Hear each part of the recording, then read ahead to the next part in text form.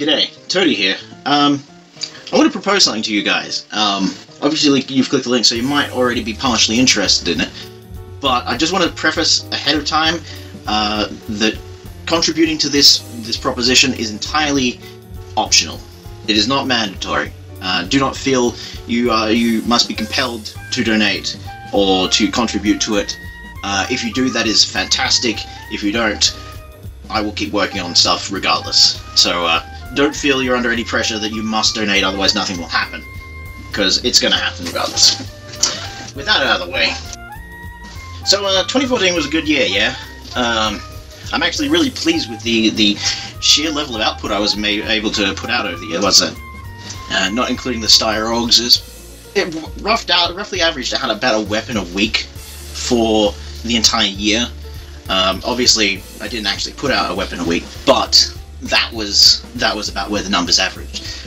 Anyway, what I would like to do is I'd like to take that a step further in 2015. So what I'd like to do is I would like to do everything I was doing last year at the same pace, but do everything from scratch. So one of the first reasons why I want to do it all myself is, in short, I'm kind of limited as to what's already out there. So doing it myself would allow me to fill specific niches that people aren't currently covering already. So, for example, I've got a few ideas for further ARs, AKs and things. There's small bits of gear and things that people haven't modeled before, and I would like to do all these to a standard that meets Arma 3's like engine specific needs and performance requirements.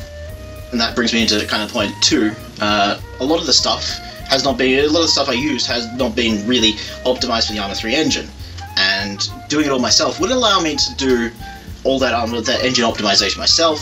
It would allow me to get really good quality content without having to sacrifice performance to a large degree. If you've used the AR-15 pack, you're probably familiar with how badly the Jack Carbine performs when you have more than about 6 of them on the screen. That sort of thing.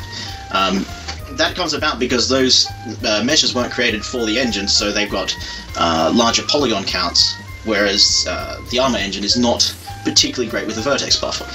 And point number 3 is, quite frankly, I can do these things, and the only reason I haven't is because it's basically an addition time sink, and I want to get into that. So the basic gist of creating a weapon for Arma, the amount of time sunk last year averaged at about 10 to 12 hours per weapon. That includes bringing it into the Arma engine, creating all the configs, doing my own bug testing, creating sounds, creating animations, exporting animations, compiling, compacting, everything. Whole lot. About 10-12 hours per weapon. Some of that can be divisible when you got multiples of the same type, and then etc, etc. But you get the idea. Creating everything from scratch, starting off with the base mesh texture, baking, and then doing all that. I mapped it out, and depending on the weapon, it's about 40 hours. It's about 40 hours. So you can see why this might be a considerable time sink. And this is kind of why I'm putting forward this Patreon.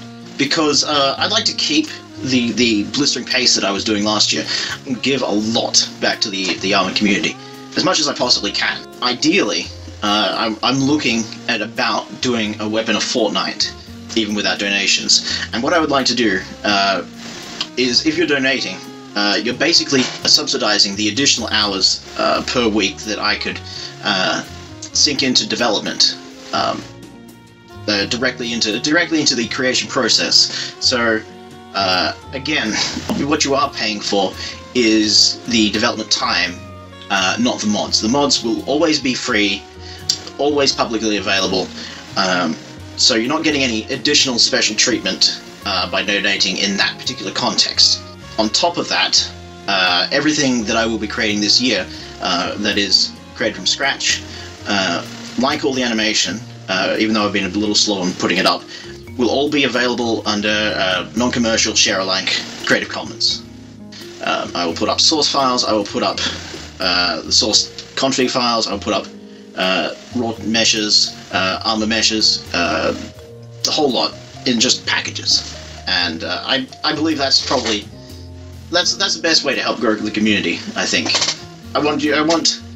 so I figured that if I was going to be monetarily compensated in some way for my time, I wanted to make sure that the community at large benefited as much as humanly possible from it. So really the best way to do that, I figured, on top of releasing the mods, is just to have everything open, public, and freely distributable. So not only do players get the straight up boon, but modders, content creators, have more open resources at their disposal of an Arma 3 level. And I'd like that to be part of the deal. Donating gives me the ability to give more back. So you're probably asking now, why should I donate? Why would I do anything? Why would I do anything when we clearly have intentions on doing it all already? The short answer is you can help me get it done faster. So by donating, what you are actually doing is letting me know I'm doing my job right. You like what I'm doing. Obviously, that's one way to look at it. If you are a big fan at all of helping create a strong content base for Arma, I have actually got a selection of perks. They're listed down the side. Probably the most notable one that anybody is going to care about is basically I am opening up to donators specifically my to-do list. As it stands, it's 177 items long. It will probably grow and it will probably shrink over time. The idea is I'm opening up to you guys like a direct ability to control what I work on, when I work on it. So for example, somewhere in there is a set of HK416s. I'm pretty sure it's in there. Let's say you are mad about HK416s, and I know some people are. I think somewhere at the moment it's sitting somewhere around the 50-60 mark when I create this video. Let's say you want those to be my next job, next thing I do. You can go as a donator. Bam! I'm going to put in a vote. I'm going to vote it up. And what will happen is, at the end of every fortnight, or at the end of every completed task cycle, whichever comes first, I will collate the votes, and things that are voted up will go up. Things that aren't will float downwards, I guess that's the best way to describe it. You get the idea. So I'm allowing donators to have some direct project control. Yeah, that's about it, really.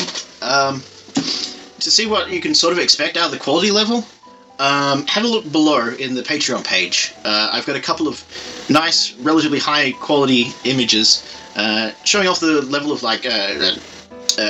attention to detail that I pay to everything I create. So, for example, the SIG 239 and the AW covert I put down there as the star examples. I matched serial numbers. I match dice watches if I can. I will try and match metal bluings and all this sort of things. So those are the things that you can expect in the attention to visual detail. And on top of that, there's all the things that Arma specific that no other engine does that I will be doing. For example, thermal imaging. All my weapons and content will come with thermal imaging layers, so you won't just have a whole thing that's block color. I will make it all Arma kosher. Thanks for listening to me mumble about this. If this is something that you are interested in contributing to, there is a become a patron button up in the top left, I think it is. Click up there. And if you do, I am eternally grateful. Yeah, this is me, signing off.